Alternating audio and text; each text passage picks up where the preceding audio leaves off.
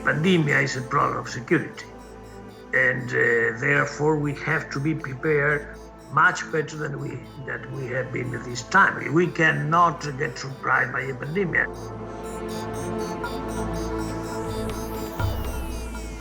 I think there will not be a normal to go back to anymore, because we will have experienced unforeseeable circumstances, unimaginable for any of us just 1 year ago. COVID-19 has confirmed that the shift of power from west to east is real.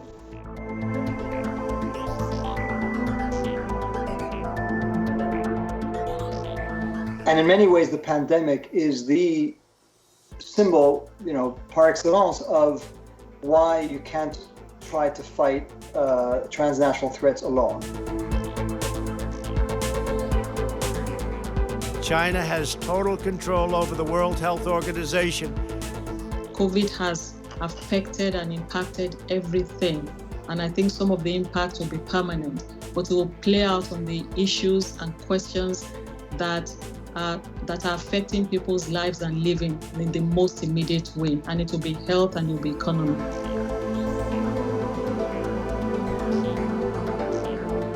The pandemic swept through the world, sweeping through the world, devastating it in many ways. But the human capacity for misery and war has not been seriously dented. COVID-19 has obviously presented a great danger to the world. Sadly, over 1 million people have died from it. But it also provides a magnificent opportunity for the humanity to recognize that we are all now on the same boat.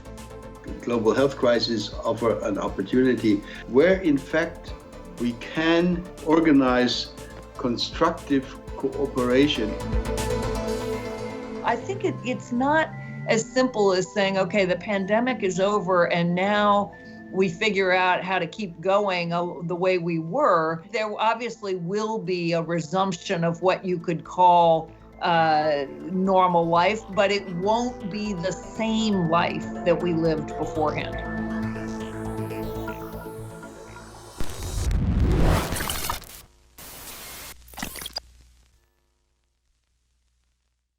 COVID-19 can be characterized as a pandemic.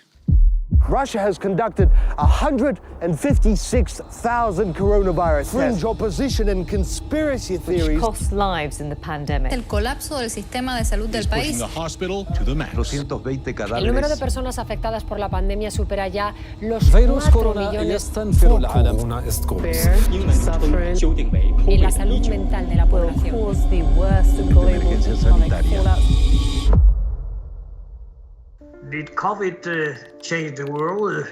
As a question, well, I think it has changed the world in several directions.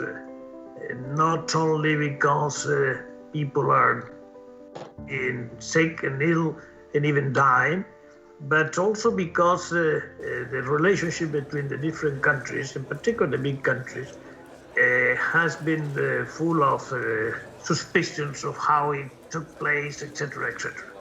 I think we need to go through disruption. COVID by its own nature is very disruptive. It has been disruptive, and some leaders and countries and societies would take this as a moment of opportunity to welcome that disruption and rethink their relationships. The pandemic has tended to exacerbate, to strengthen pre-existing conditions.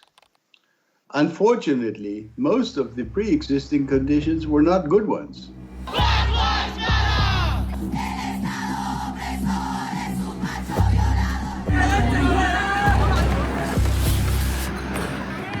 A world order falling apart, of increasing inequality, of restarting great power rivalries, of bloody wars that we, the international community, have been unable to stop. The COVID-19 pandemic is a full-blown crisis in itself, unfolding against the backdrop of high geopolitical tensions and other global threats, in unpredictable and dangerous ways. The pandemic is a clear test of international cooperation, a test we have essentially failed.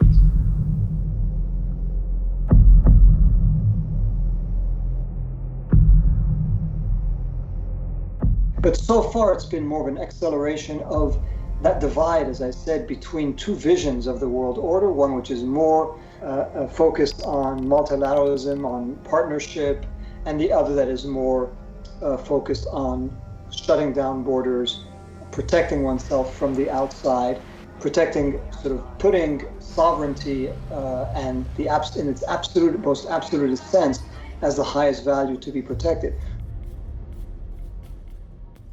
I think that at the beginning, everybody was very clear on the fact that this would have required more international cooperation, that a global challenge like this one would have forced major powers around the world to cooperate rather than to compete. And then I think that very quickly, already in March, April, we realized that the pandemic was turning into first a narrative power struggle, and then even a competition on being it the vaccine or the health equipments, and it became part of the global power struggle to assess or to affirm your own dominance or predominance over others. What COVID-19 has demonstrated, and what many other aspects of globalization have demonstrated, is that the 7.8 billion people no longer live in 193 separate boats. The 7.8 billion people live in 193 separate cabins on the same boat. But the problem with our global boat is that you have captains and crews taking care of each cabin, and no captain or crew taking care of the global boat as a whole. Even though we can't meet face to face, I'm happy to be here virtually to address the more difficult issues. Naturally, one would think when there's a pandemic which crosses boundaries that it would be an impetus for countries to come together, to work together, both to coordinate their approaches, to share information, to share any therapeutics, treatments, and to share the vaccine, and also to spread whatever economic hardships there were. And in many ways, the pandemic is the symbol, par excellence, of why you can't try to fight transnational threats alone. We need to prepare for these epidemics the same way that we prepare for war. It includes simulations, so-called germ games, and other preparedness exercises so we can understand better how disease will spread, how people will respond, and how to deal with the overloaded highways and communication systems. We can be quite prepared for a lethal epidemic within the next 10 years. Bill Gates spoke about the risks of a global pandemic, but you know what? No one listened. I mean, everybody listened, but no one took any action, which is really a terrible conclusion.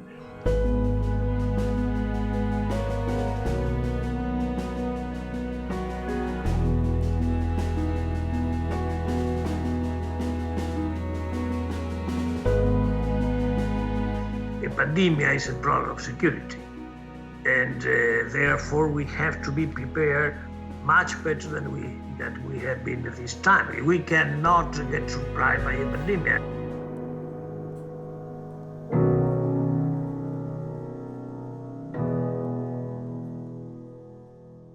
This is the first event that happens not only globally at the same time with similar consequences across the world, but in a such level of interconnectedness between the different actors in the world that has truly made it a global phenomenon. After several months under lockdown, short of restrictions, vaccination programs are now underway thanks to an unprecedented research effort and a faster than ever development. I think that we are better than what we were at the beginning of the pandemic.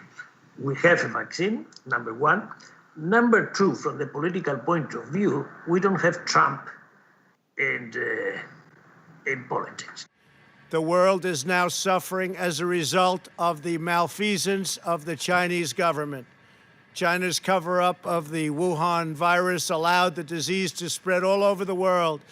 instigating a global pandemic that has cost more than 100,000 American lives and over 1 million lives worldwide. As all crises, it might push our citizens and our public opinions to go towards the whose fault is it, scapegoat movement, anti-system, bring down everything. That mix, that dangerous mix of white supremacy with anti-system movements was about to grow and prevail in the United States of America. And that would have turned, I would say, the culture of our world, or at least of a relevant part of our world, into a very dramatic angle. Together, we shall write an American story of hope, not fear, of unity, not division, of light, not darkness, a story of decency and dignity, love and healing, greatness and goodness. May this be the story that guides us. We should not kid ourselves. We should not have illusions. And there will be enormous pressure in the US Congress to not to discontinue the idea of America first. And the fact that Donald Trump got over 74 million votes from the American people is an indication that the United States is highly divided, and therefore we may only have a 4-year window of opportunity to secure long-term commitments from the United States. And the way the pandemic intersects with populism is very interesting. And I do think actually it's different in different countries.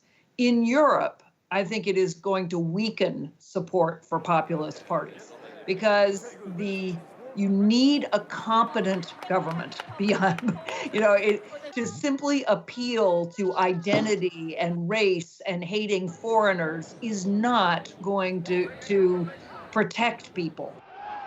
But in the countries where the voices of the masses are consistent about their new realities, about the kinds of inequalities that they have experienced as a result of COVID, you see that on the rise, and it creates a transnational pattern.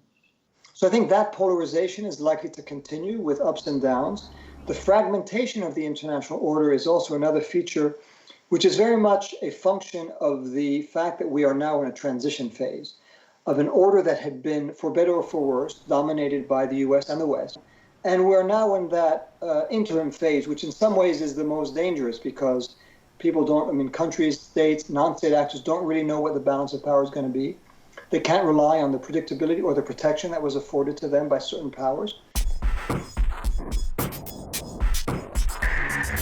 I think that part of the polarization has its roots in the crisis of 2008, which has not been resolved completely, the economic crisis. But I would like to underline very much that this polarization is linked to a certain extent to the fact that inequality is growing in the world of today.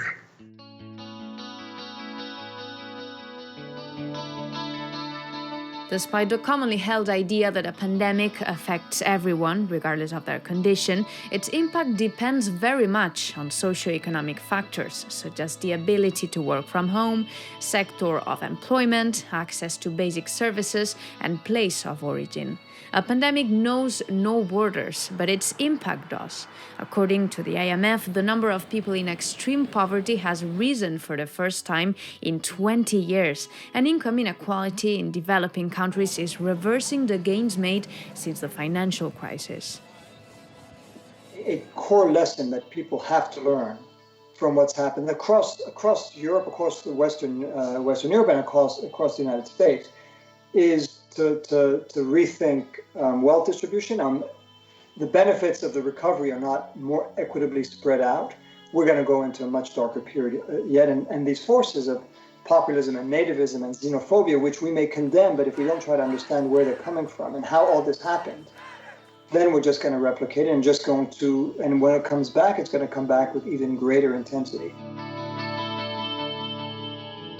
I think when we look at the economic consequences of the pandemic, you see several very important changes. And all of them could maybe fall under the heading of re-globalization. In other words, globalizing in a very different and much more careful way. Globalization is not something that happens because of a certain policy by governments. Globalization is a necessity for companies that are trying to be effective. In other words, I don't think that globalization will disappear. I do believe that maybe some reduction of globalization with respect to certain important products such as pharmaceutical products, for example. While you're fighting this battle from home, we're working with the best scientists, doctors, and researchers anywhere in the world. We're racing to develop new ways to protect against the virus, as well as therapies, treatments, and ultimately a vaccine, and we're making a lot of progress. I think medically a lot of progress. Why don't we start with COVID and the politics of vaccines, for example? We can begin to watch this place and see who gets these vaccines first, who pays for them, who's able to get it. Within every society, that is still a dialogue to be had, all right? Across societies, what do so-called developing nations have to do to get, their people vaccinated, if it comes to it? This is the theater that is going to reveal those inequalities a lot across societies and within society.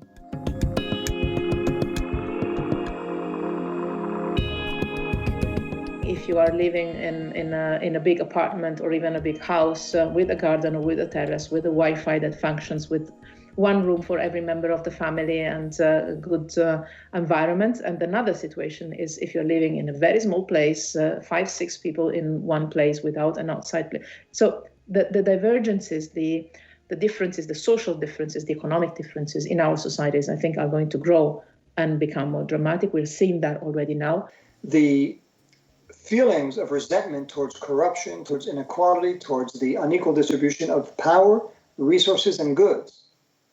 All of that is what's leading to instability and sometimes violence, and one has to take that into account and learn the lessons of the need to tackle this income inequality, this income gap within countries and between nations. I do believe that whatever happens with globalization in coming years, we will unfortunately have more, not less, inequality. And that, of course, will be one of the lasting and terrible consequences, secondary consequences of the pandemic. I think that's the element of disparities and inequalities is a trend that was already there and is accelerated, both from a social and an economic point of view, and I would say even a cultural point of view. The West went to sleep in the 1990s at precisely the moment when China and India and the rest of Asia were waking up.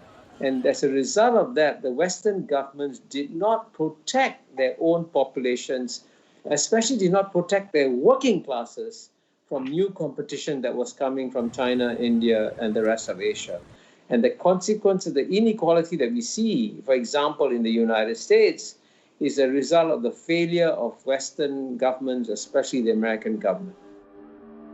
China has been the center of attention during the pandemic, not only because the virus came from there, but because it has fueled the already existing tensions at the global level, increasing the rivalry between the country and the United States. 21世纪的多边主义要守正初心，面向未来，既要坚持多边主义的核心价值和基本原则，也要立足世界格局变化。 The pandemic has accelerated China's importance in the world, not just because China was the source of the pandemic, but because China's efforts to control it, successful efforts to control the virus, were very important for other countries. The emergence of the 21st century as the Asian century has been confirmed by COVID-19.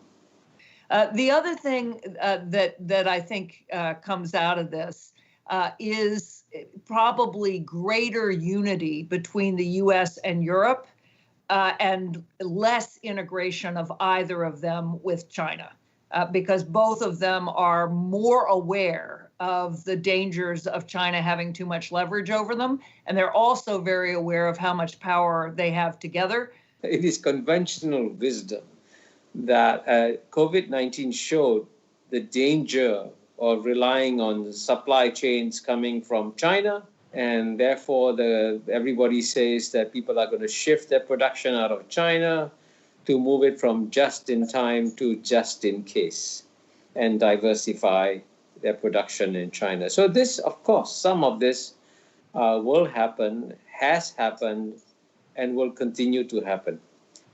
But there's absolutely no doubt that trade between China and the rest of the world will continue to grow and will not diminish. China is determined to become the world's next superpower. The United States is now number 2. China's beginning to challenge global norms. Are China and the United States headed for a new Cold War? Our European approach to China is based on the hope or on the expectation. We don't believe in a historic and lasting and permanent confrontation. I think we continue to believe that some kind of cooperative relationship is possible, even as we know that this is, as the EU Commission has said, a systemic rivalry. And I don't disagree with that at all. China is a very active player in different regions of the world, whether we're talking about Europe or we're talking about Africa or Asia or Latin America. And so its global presence is being felt, its potential disruptiveness, even if we're not talking in terms of a security theater in the old way, but economically, that sounds like a new era of competition and serious contestation. So the great power competition had been already well entrained prior to the outbreak of the pandemic. Competition between China and the US is going to be a growing feature of the international system, no matter what. Look at how little movement there has been this year, in the year of COVID, in the UN Security Council, simply because the two greatest powers at this point in time, the United States and China, cannot seem to agree on that. And because COVID itself has been at the heart of the contestation between them. A major geopolitical contest between the United States and China is both inevitable and avoidable.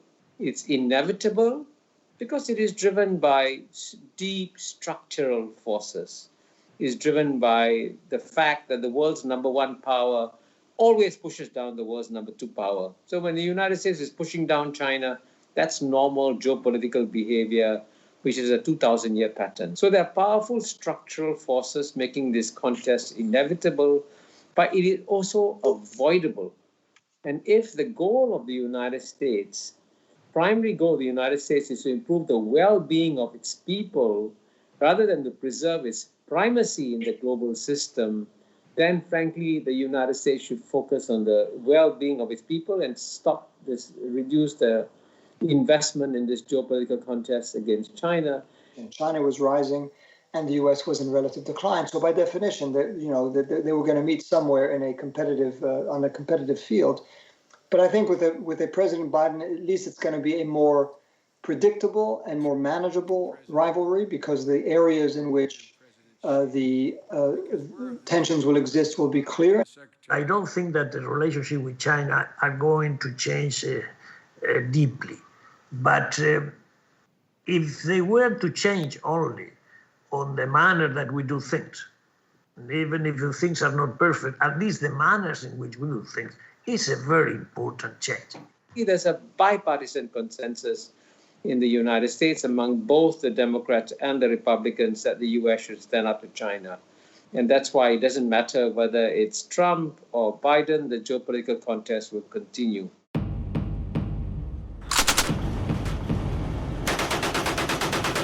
And so will the ongoing armed conflicts all over the world. The pandemic hasn't stopped the wars in Syria or Yemen, nor the terrorist attacks in West Africa or the Middle East. The secondary effects of the pandemic is likely to create failing states in Africa, is likely to produce more, not less, radicalization in poor countries, that there will be more hunger, more disease, and that will create more uncertainties and volatilities for international security in coming years and maybe even decades. I think if you look at 8 to 9 months out, what is quite striking is how little, so far, the pandemic has affected conflict dynamics. There's some caveats, there's some exceptions, but for the most part, the conflicts that we were following in Syria, and Libya, and Yemen, in Venezuela, in Afghanistan, it's not at all clear that COVID-19 has had a positive or negative impact. We had at the beginning of the pandemic, and the SG's call for the global ceasefire, to me, was perfectly timed to ride that wave. Today, I am calling for an immediate global ceasefire in all corners of the world. It is time to put armed conflict on lockdown and focus together on the true fight of our lives. And it was, it was extremely well received, especially in Yemen. We should not have imagined, and I'm sure, by the way, the Secretary General himself doesn't work like this, that would necessarily lead to a great new world order as a result of it. I think perhaps what we might learn from that lesson is not to overstate, not to elevate the expectations from a moment too much. Many or several old conflicts have broken up at the time of the conflict, and at the time of the tension between the big powers. Attention has been distracted because of COVID-19, so there's more effort that leaders around the world are spending, devoting to fighting the pandemic and dealing with the economic consequences of the pandemic within their borders. Suddenly, when nobody is looking, you have Nagorno-Karabakh exploding, which why today? Because nobody was looking to that conflict, to that situation. The pandemic swept through the world, sweeping through the world, devastating it in many ways. But the human capacity for misery and war has not been seriously dented.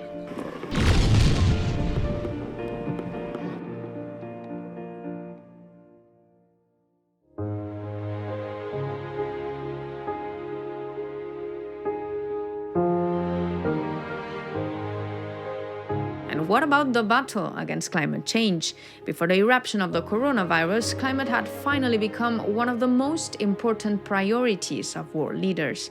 Will the pandemic stop the global consensus for fighting the climate emergency or give it new impetus? There is one element that is positively influenced by the pandemic, less travels, less activities, less industrial activities, less economic activities, less emissions, better environment. But on the other side, the pandemic is showing us that everything is connected and that the human being is vulnerable to nature. And what is happening to us comes from these unbalances that are present in the natural sphere that we have provoked to a large extent. And global warming is happening today, not just because of the new flows of greenhouse gas emissions coming from China, India, and the newly developing countries, but global warming is also a result of the stock of greenhouse gas emissions that the Western countries have put in the atmosphere, since the Industrial Revolution. Nous allons décider en quelques jours pour quelques décennies. Le plus grand danger n'est pas que notre but soit trop élevé et que nous le manquions.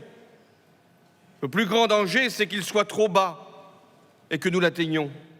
I'm quite hopeful that there will be a renewed push for global climate action. I think that is seen as the most pressing and most important long-term challenge to our well-being and security. I'm going to sign, and that's what I'm going to do while you're all here,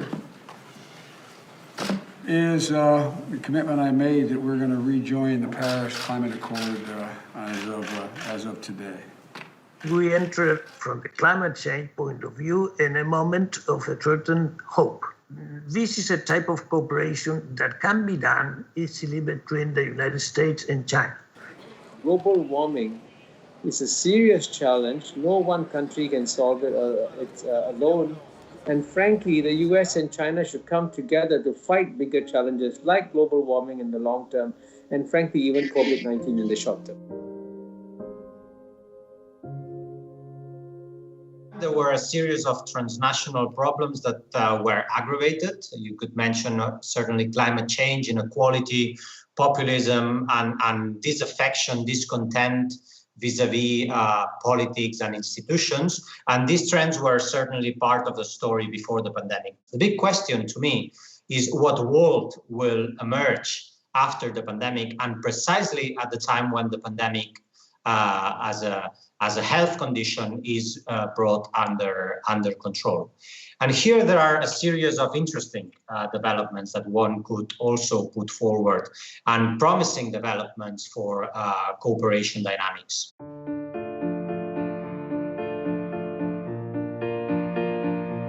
People have been predicting a pandemic for 20 years. And we, of course, had SARS, we had MERS, we had H1N1, but none of them actually became a pandemic. They were an epidemic in a few places.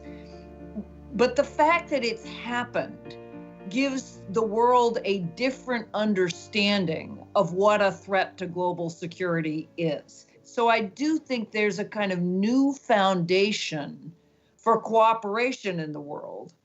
So COVID-19 has obviously presented a great danger to the world.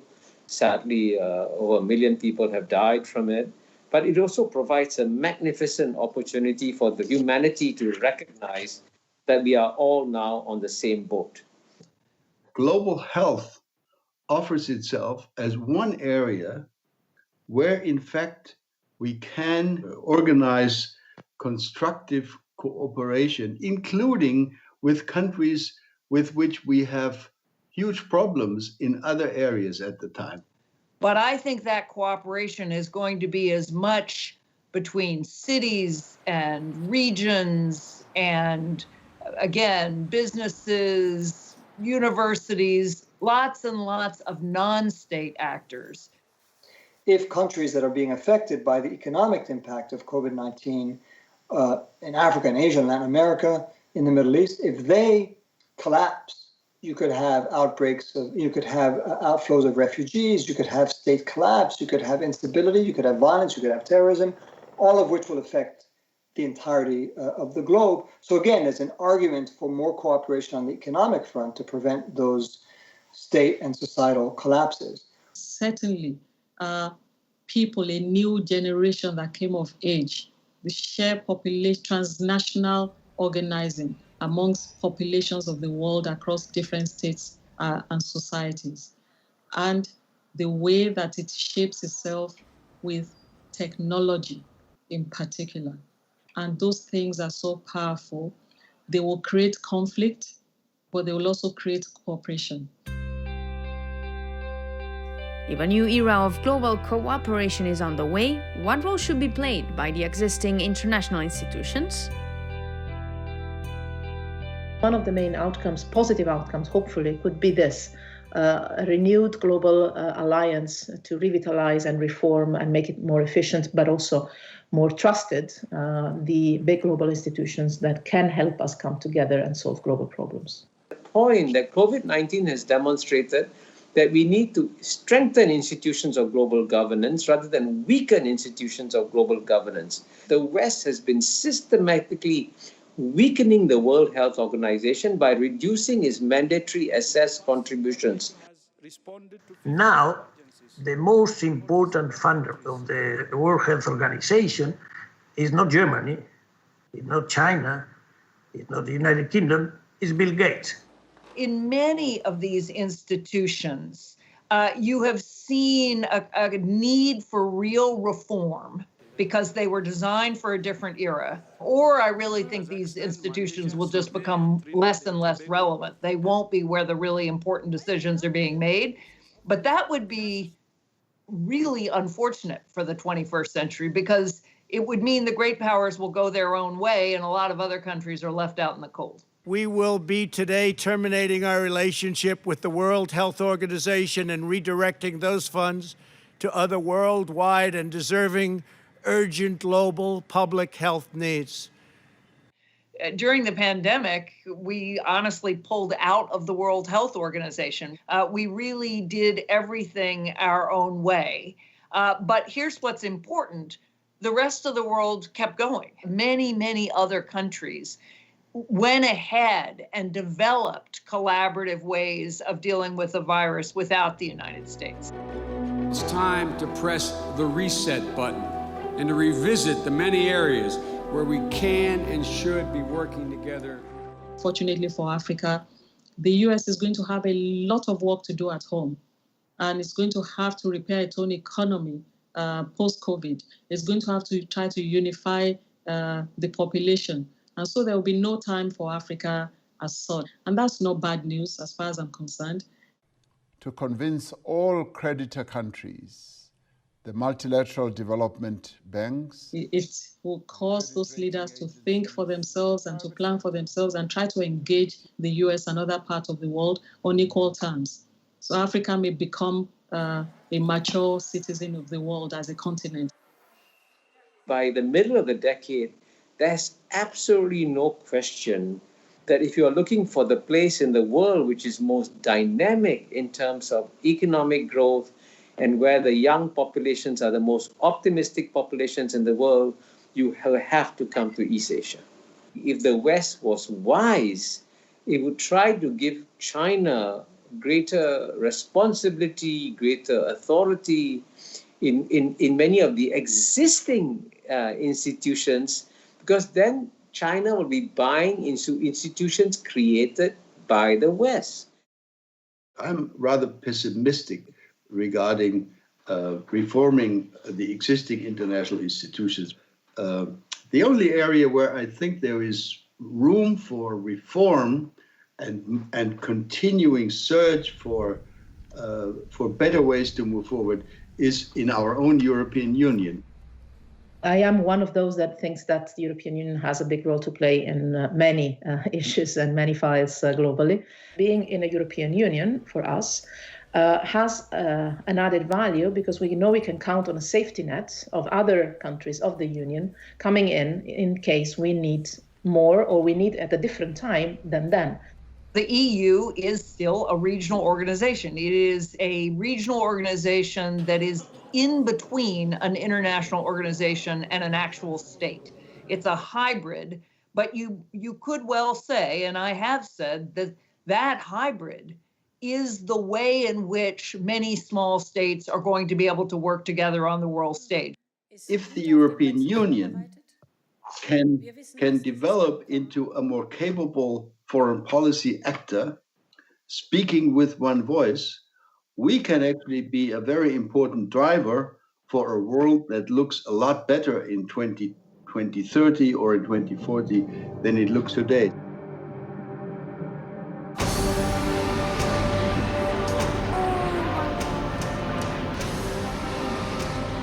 When Notre Dame was demolished as a consequence of the fire, there was strong debate about whether we should reconceptualize Notre Dame when rebuilding it or go back to the origins and rebuild Notre Dame in the exact same way as it was before the fire.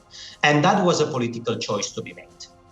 At the end, those who were studying the proposals that arrived for the reconstruction decided to rebuild Notre Dame in the same image as it was before the fire. But after the pandemic, this choice doesn't necessarily need to be made. One can try to make the world better by building it on new foundations. The big question is what form does this bouncing back movement adopt?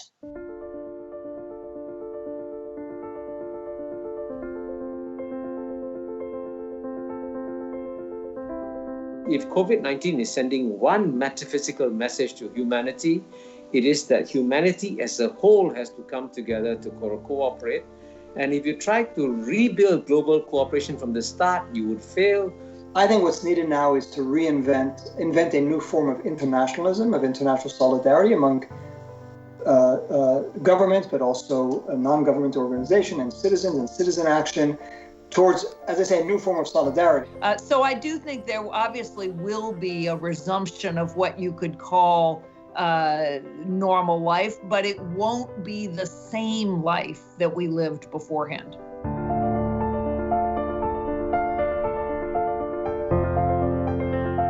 Look at the way we build peace.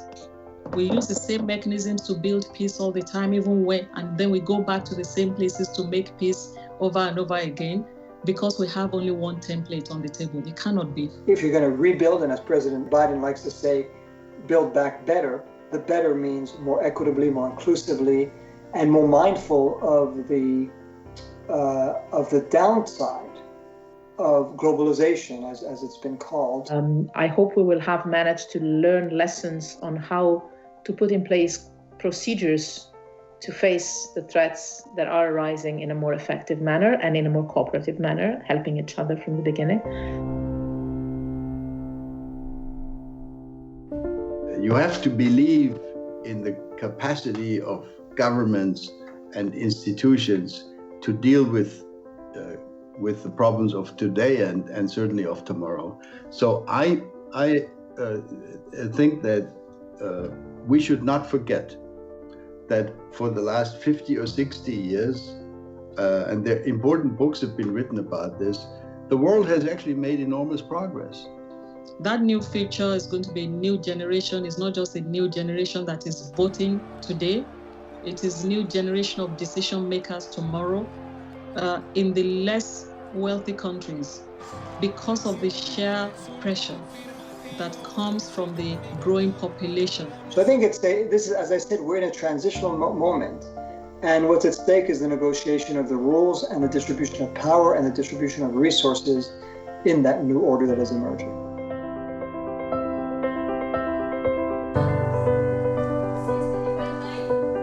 The world really will be moving in a direction in which, because of technology, and in spite of their leaders, you find ordinary people aligning around, new strong ideas that embody, and this is the case with very young people, that embody some kind of equal justice that has a global pattern to it, not just within a particular nation state.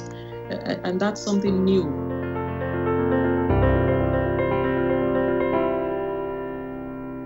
This pandemic is the equivalent of World War II in my parents' lifetime. Something that was just a break with what went before, and what came after was always different. Not completely different, but life did not go back to pre-war conditions because there was something that was global, there was something in which many people had died, and critically, there was something in which everyone changed their behavior. So pandemias have been with us. The Middle Ages, we have many of pandemias, but today we have something we didn't have before, which is science. And the development of science, which is really very fundamental. This is a big change, a very big change, and we have to use it in a much intelligent manner and a much cooperative manner. On science, cooperation should be a must.